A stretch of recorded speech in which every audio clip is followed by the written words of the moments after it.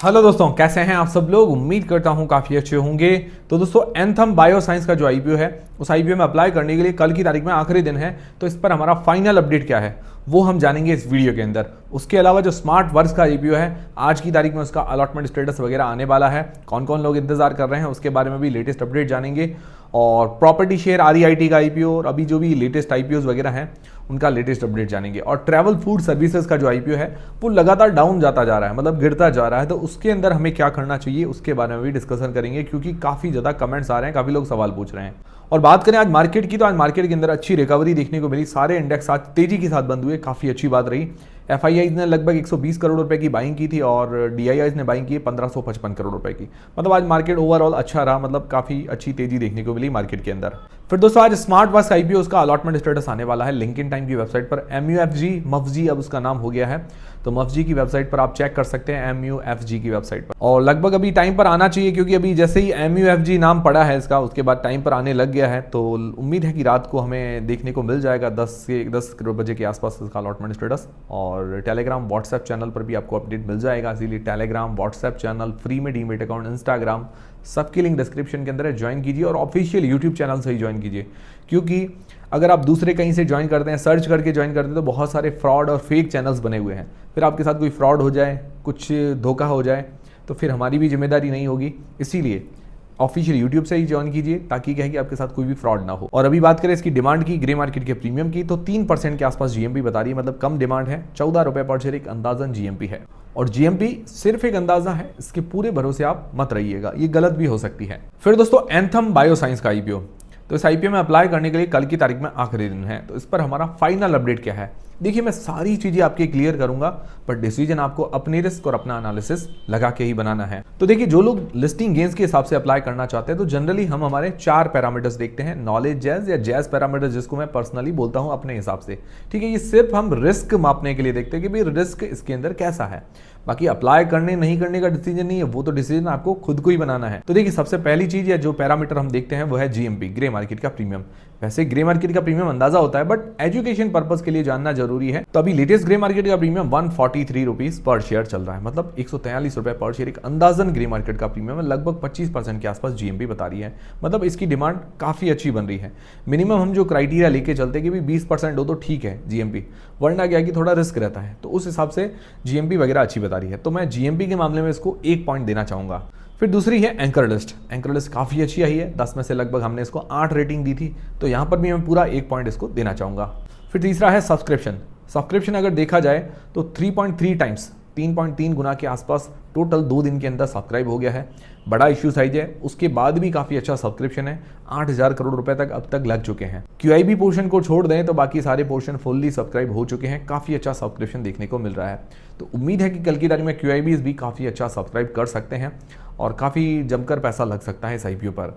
मेरे हिसाब से अगर क्यूआईबीज ने कल ज़्यादा सब्सक्राइब किया तो करीबन 30 टाइम्स के आसपास इसका सब्सक्रिप्शन जा सकता है, मुझे ऐसा लग रहा है। आपका क्या अंदाजा है वो कमेंट करके बता दीजिएगा। हम तो सिर्फ एक अंदाजा लगा रहे हैं, आपको भी अंदाजा लगाना, सही गलत तो हम कुछ भी हो सकते हैं, वो कल की तारीख में पता चल जाएगा। तो यहाँ पर भी मैं इसको 1 पॉइंट देना चाहूंगा, बड़ा मतलब इश्यू साइज होने के बावजूद भी सब्सक्रिप्शन अच्छा है। फिर दोस्तों, वैल्यूएशंस देखा जाए तो ना ज़्यादा महंगी है ना ज़्यादा सस्ती है, और फेस वैल्यू 2 रुपए पर है।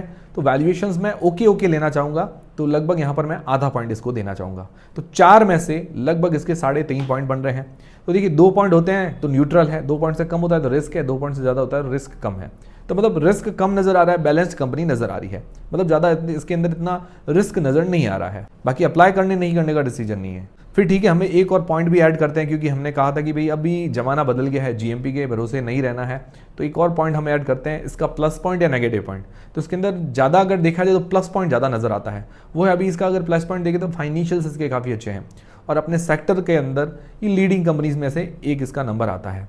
तो यहाँ पर भी मैं +1 अगर करूँ तो मतलब जो 4 हमारा पॉइंट होता है, 4 रेटिंग अगर देते हैं तो उससे कहीं अच्छा ही बन रहा है इसका रेटिंग। तो मतलब ओवरऑल ऐसा लग रहा है कि भाई रिस्क कम है। पर्सनली मैं भी इंटरेस्टेड हूँ, बाकी आप लोग क्या करेंगे कमेंट करके बता दीजिएगा, अप्लाई करेंगे नहीं करेंगे, और जो भी डिसीजन बनाए अपनी रिस्क अपना एनालिसिस लगा के बनाए। फिर दोस्तों, लॉन्ग टर्म के हिसाब से अगर आप अप्लाई करना चाहते हैं तो पॉजिटिव्स और नेगेटिव्स दोनों ही देख लेते हैं, इससे थोड़ी बहुत आपकी हेल्प हो जाएगी। डिसीजन तो आपको खुद को ही बनाना है। तो देखिए, पॉजिटिव्स में मुझे सबसे अच्छी बात ये लगी कि कंपनी जो है फाइनेंशियली स्ट्रांग है, रेवेन्यू प्रॉफिट के अंदर अच्छी ग्रोथ है, इसके प्रॉफिट मार्जिन अच्छे हैं, और इसके ऊपर उधारी भी कम है, 0.05 का डेट टू इक्विटी रेशियो है, तो मतलब उधारी न के बराबर है, तो उस हिसाब से कंपनी बैलेंस नजर आ रही है, फाइनेंशियली अच्छी नजर आ रही है। बाकी ROE ROC वगैरह भी बढ़िया है, वैल्यूएशंस भी ठीक है, ओके कह सकते हैं, मतलब ज़्यादा महंगी भी नहीं है।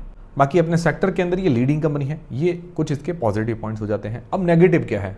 अब नेगेटिव देखिए, ऐसा मुझे विशेष नहीं लगे, बट कुछ नेगेटिव्स जो है आपको बता दो। जैसे पूरा का पूरा OFS है, थोड़ा बहुत फ्रेश इशू लेके आना चाहिए था। हालांकि कंपनी की जो फाइनेंशियल कंडीशन देखें तो उस हिसाब से लग रहा है कि भाई पैसों की तो अभी कुछ खास ज़रूरत नहीं है, बट थोड़ा बहुत फ्रेश इशू लेके आते तो थोड़ा जो ये अपने ऊपर डेट है हल्का फुल्का वो भी पे कर लेते, डेट फ्री हो जाती है, और कुछ कम पैसा जो है कंपनी की ग्रोथ में पैसा काम में आ जाता तो अच्छी बात रहती। हालांकि अभी कंपनी को देखते हुए ऐसा पैसे की जरूरत नहीं है, बट एक ये नेगेटिव है कि पूरा OFS है। दूसरा ये है कि वैल्यूएशंस देखिए ओके ना ज़्यादा महंगी ना ज़्यादा सस्ती, बट वैल्यूएशंस थोड़ी और सस्ती करते तो बढ़िया रहता, तो मतलब अट्रैक्शन और ज़्यादा बढ़ जाता। तो अब ओवरऑल अगर कंक्लूजन देखें तो कंपनी लॉन्ग टर्म के हिसाब से अट्रैक्टिव नजर आ रही है। बट मेरा पर्सनल पर्सपेक्टिव क्या है, तो देखिए अभी अगर इसका मार्केट कैप देखें तो 31,800 करोड़ रुपए के आसपास का मार्केट कैप अभी बन रहा है, मतलब जो इसका प्राइस बैंड है उसके हिसाब से अभी इसका मार्केट कैप 31,800 करोड़ रुपए के आसपास है। मतलब ये कंपनी काफ़ी छोटी नहीं है, मतलब लगभग आप मिड कैप कैटेगरी के अंदर थोड़ा कैटेगराइज कर सकते हैं इसको। तो इसके अंदर मुझे ऐसा लग रहा है जैसे अभी इसका ग्रे मार्केट का प्रीमियम वगैरह भी अच्छा है, लिस्टिंग अच्छी होने की संभावना नजर आ रही है। तो मेरा जो ऐसा लग रहा है कि भाई मीडियम टर्म के अंदर ये अच्छी ग्रोथ कर सकता है। लॉन्ग टर्म के अंदर क्यों नहीं, क्योंकि लॉन्ग टर्म के अंदर क्या होगा कि अभी इसका मार्केट कैप 31,800 करोड़ का है ही, उसके बाद कुछ लिस्टिंग गेंस में भी फायदा मिलेगा, मतलब लिस्टिंग गेंस में हल्का फुल्का फायदा मिलेगा, थोड़ा और मार्केट कैप बढ़ जाएगा। उसके बाद क्या है कि ग्रोथ जो है थोड़ी हल्की फुल्की स्लो आ सकती है। एकदम से आप सोच रहे हैं कि भाई पैसा एकदम से डबल हो जाए, तो वो थोड़ा होना एकदम से ईजी नहीं है, क्योंकि कंपनी का मार्केट कैप वगैरह काफ़ी अच्छा है। हाँ, कोई छोटी कंपनी होती है ना जिसका मार्केट कैप मतलब छोटा होता है, छोटा साइज होता है, तो क्या है कि लगता है कि भाई कंपनी में ग्रोथ करने की, मतलब एकदम से ग्रोथ करने की संभावनाएं होती है, पर उसके अंदर रिस्क भी ज़्यादा रहता है, तो ये चीज़ है। तो पर्सनली मुझे मीडियम टर्म के लिए ठीक नजर आ रही है। बाकी आप लोग क्या करेंगे, अप्लाई करेंगे नहीं करेंगे, लॉन्ग टर्म के हिसाब से अप्लाई करेंगे, लिस्टिंग गेंस के हिसाब से अप्लाई करेंगे, कमेंट करके बता दीजिएगा। मेरी तरफ से अप्लाई करने नहीं करने का डिसीजन नहीं है, जो भी आप डिसीजन बनाएं अपनी रिस्क अपना एनालिसिस लगा के बनाएं। और दोस्तों ये वीडियो देखने के बाद आपके डाउट्स क्लियर हुए हैं नहीं हुए हैं वो भी मुझे कमेंट करके बता दीजिएगा, ताकि हमें भी मोटिवेशन मिलता रहे कि भाई हमने जो रिसर्च की है वो आपके लिए हेल्पफुल है या नहीं है, या इसके अंदर और कोई कमी है तो सुधारनी है तो वो भी सुधार लेंगे। फिर दोस्तों जो प्रॉपर्टी शेयर इन्वेस्टमेंट ट्रस्ट जो REIT का IPO आने वाला है, तो उसकी भी ग्रे मार्केट के अंदर कोई भी डिमांड वगैरह नहीं है। जनरली ऐसे IPOs की डिमांड कम ही रहती है, मतलब ये IPO जो है लिस्टिंग गेंस के हिसाब से नहीं होते हैं, ये लॉन्ग टर्म के हिसाब से होते हैं, मतलब स्टेबल जो रिटर्न चाहते हैं उस हिसाब से ये IPOs वगैरह होते हैं।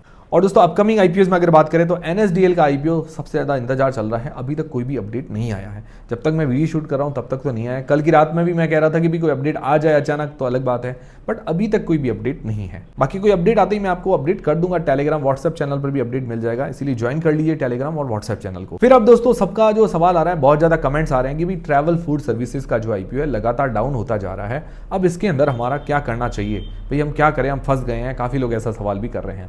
तो देखिए मैं हमेशा आपको क्यों कहता हूं कि आपका टारगेट फिक्स रखिए, या तो शॉर्ट टर्म का टारगेट रखिए या लॉन्ग टर्म का टारगेट रखिए, दोनों में से टारगेट हमेशा फिक्स होने चाहिए। देखिए अगर आपका टारगेट शॉर्ट टर्म के लिए है तो जितना भी लिस्टिंग गेंस मिला लेकर एग्जिट हो गए, फिर सोचने की कोई जरूरत नहीं है, 1% मिला 2% मिला जो भी मिला ठीक है, कोई दिक्कत नहीं है। अब अगर आपका टारगेट शॉर्ट टर्म के लिए और आपने सेल नहीं किया, आपने सोचा कि हम बाद में सेल करेंगे, अब ये नीचे आ गया, अब नीचे आ गया तो आप कंफ्यूज हो गए, अब हमें क्या करें, अब तो हम फंस गए हैं। तो ये चीज़ है कि इसलिए टारगेट हमेशा फिक्स होना चाहिए, क्या लॉन्ग टर्म का टारगेट है या शॉर्ट टर्म का। शॉर्ट टर्म का टारगेट मैंने आपको बता दिया, जितना मिले बढ़िया है भाई, 2% 5% जितना मिला ठीक है। लॉन्ग टर्म का टारगेट है तो देखिए फिर आपको ये भी टारगेट लगाना पड़ेगा, अगर नीचे जाता है तो कहाँ तक नीचे जाएगा, 20% जाएगा, तब हम उसको एवरेज करने के लिए तैयार बैठेंगे, भाई थोड़ा बहुत पैसा डाल देंगे, हमारा पैसा इसको जो शेयर को है एवरेज करेंगे। क्योंकि देखिए कंपनी अगर देखें, कंपनी फाइनेंशियली स्ट्रॉन्ग है, फंडामेंटली स्ट्रॉन्ग है, कंपनी काफ़ी अच्छी नजर आ रही है। एक कमी मैंने आपको बताई थी, फेस वैल्यू 1 रुपये पर जो इसका 1100 का प्राइस बैंड है वो थोड़ा सा महंगा नजर आ रहा है।